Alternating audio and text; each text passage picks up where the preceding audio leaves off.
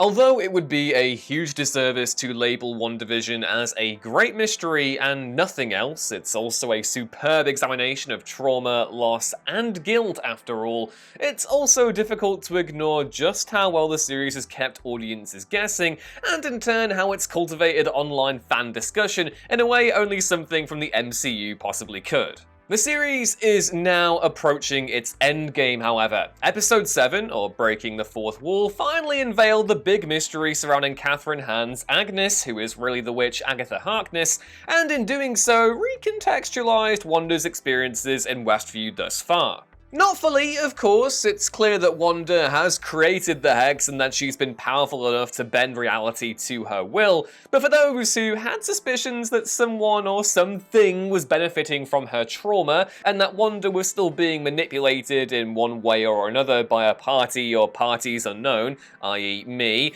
there will have undoubtedly been a sense of small vindication that accompanied the reveal. And it's not as if fans didn't have their doubts as to Agnes's true identity right from the off either. Many had Han pegged on to be revealed as Agatha at some point, but there are still plenty more who may not be familiar with the character, her importance to Scarlet Witch in the comics, or why her history as a mentor to Wanda may yet lend doubt to the idea that it really was Agatha all along. At the time of recording, there are still 2 episodes left of WandaVision, and there's still plenty of mystery left to be revealed. Which is why I thought it would be a great idea now to do a sort of deep dive into Agatha Harkness and look at how in the concluding episodes of WandaVision, she could become one of the MCU's most important characters.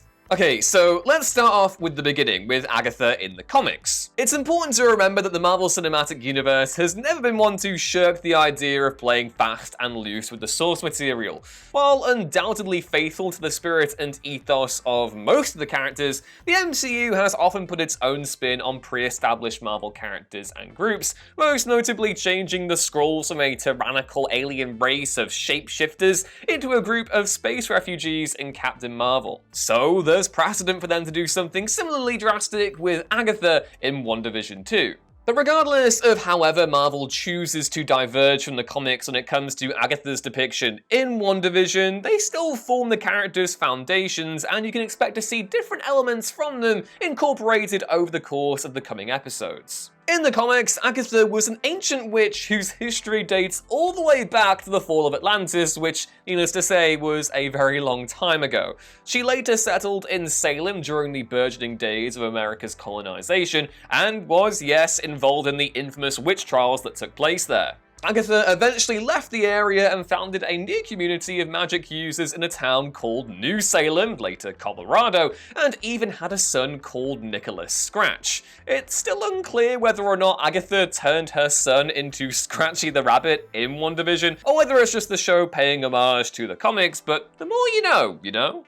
But most of all of that came in stories that released years after her original debut, which actually came in the pages of Fantastic Four number 94 in 1970, courtesy of Stan Lee and Jack Kirby. In that series, she was a retired tutor who agreed to watch over the Richards' newborn son, Franklin, and in the same issue uses her supernatural powers to fend off attacks from the Frightful Four, who the Thing accidentally awakens. And from that point on, Agatha became a mainstay of the Fantastic Four's comics for quite a while, mentoring Franklin and assisting Mr. Fantastic and co. with all sorts of threats, supernatural or otherwise, and was a key ally of the team. Harkness didn't have an ulterior motive, and while she didn't don a cape or a costume, she was essentially one of the first supernatural heroes of the Marvel Age of Comics. The point that I'm getting at here is that Agatha was far from the master manipulator presented in WandaVision's 7th episode, and that she was actually an ancient and wise sorceress who used her abilities to help some of Marvel's most powerful and important heroes,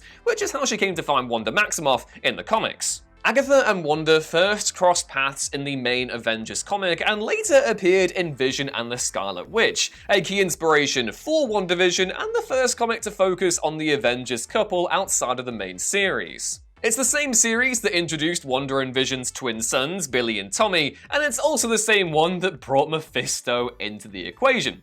Needless to say, Vision and the Scarlet Witch has become a topic of key importance for fans desperate to unravel the mystery of Westview, especially in relation to Wanda's twins and their initially tragic fate. But how does Agatha factor into it all? This is where things get slightly wild. So in that series, Wanda unwittingly uses a fragment of Mephisto's soul to create her and Vision's two children, following an encounter with the Salem Seven, who had seemingly executed Harkness months earlier. Agatha soon returns out of the blue though, and informs Wanda of Mephisto's involvement. Another villain, Master Pandemonium, briefly absorbs Tommy and Billy in a nightmarish sequence where he wears them like finger puppets, big oof, only for Mephisto to then emerge and claim the children, thus erasing them from reality and giving Wanda a not so good time. And so Agatha, not wanting Wanda to deal with the trauma such an event would understandably cause, wipes her memory of her own children, who eventually were reincarnated and reunited with their mother, but not for a further 3 decades, and by which point Wanda had murdered Agatha for her initial deception during one of her more unstable periods. It's a lot. But that's getting way ahead of ourselves into the dark future of Marvel, so let's just take things a step back or two to the 90s with Scarlet Witch's first ever solo series. Long before Wanda would eventually rediscover her children and Agatha's mind wipe, plus the whole unpleasantness involving her death, she and Harkness travelled to New England in search for answers regarding Wanda's visions of a dark version of herself terrorising an alternate reality. I brought this up in last week's breakdown of the episode, but these events take place in Andy Lanning and Dan Abnett's Scarlet Witch comic, and it's the series that also reveals Wanda to be a Nexus being, a figure of key importance in the Marvel multiverse, and I expect the Marvel Cinematic Universe too. Specifically, Wanda discovers this by reading from the Necronomicon, no, not the same one from Evil Dead, before doing battle with Master Pandemonium again, and then her evil self she'd envisioned earlier in the run called Lore. But the through line through both of these pivotal moments in Scarlet Witch's history, the Mephisto twins debacle and the Nexus being stuff,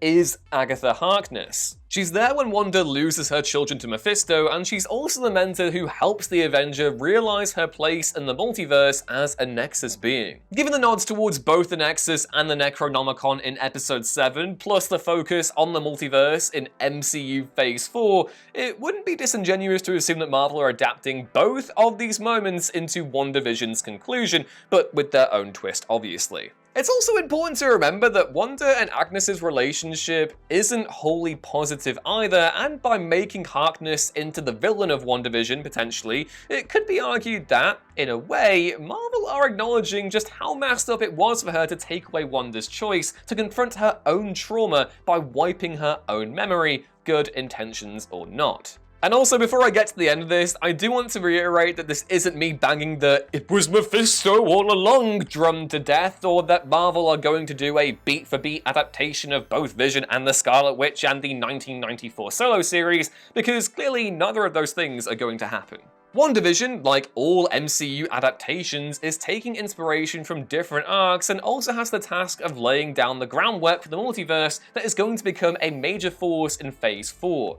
The aforementioned comics lend themselves well to exploring Wanda's trauma while also giving her a new role on screen, but they'll in no way play out exactly as they did on the page. It's also worth reiterating that Marvel could well have chosen to make Agatha the villain and not Wanda's mentor, and that she stands to benefit from the creation of Scarlet Witch's twins because she has her own designs on the multiverse. Remember, the children of Nexus beings in the comics are said to be among the most powerful characters in the entire Marvel multiverse, and it'll be interesting to see what Marvel do with Wiccan and Speed should Tommy and Billy assume their superhero identities, of course, in the coming phases. Either way, there are still 2 episodes to go, and the Agatha All Along number, even though I do cherish it deeply and it will never ever leave my brain ever, could very well have been done tongue-in-cheek. It wouldn't have even been the first time the series has pulled that trick. Episode 3 ended with Monica exclaiming, "It's all Wanda," but we now know for certain that it wasn't. There's still plenty more to this story that we don't know, and whether it could well be that someone like Mephisto, Nightmare, or Master Pandemonium is involved.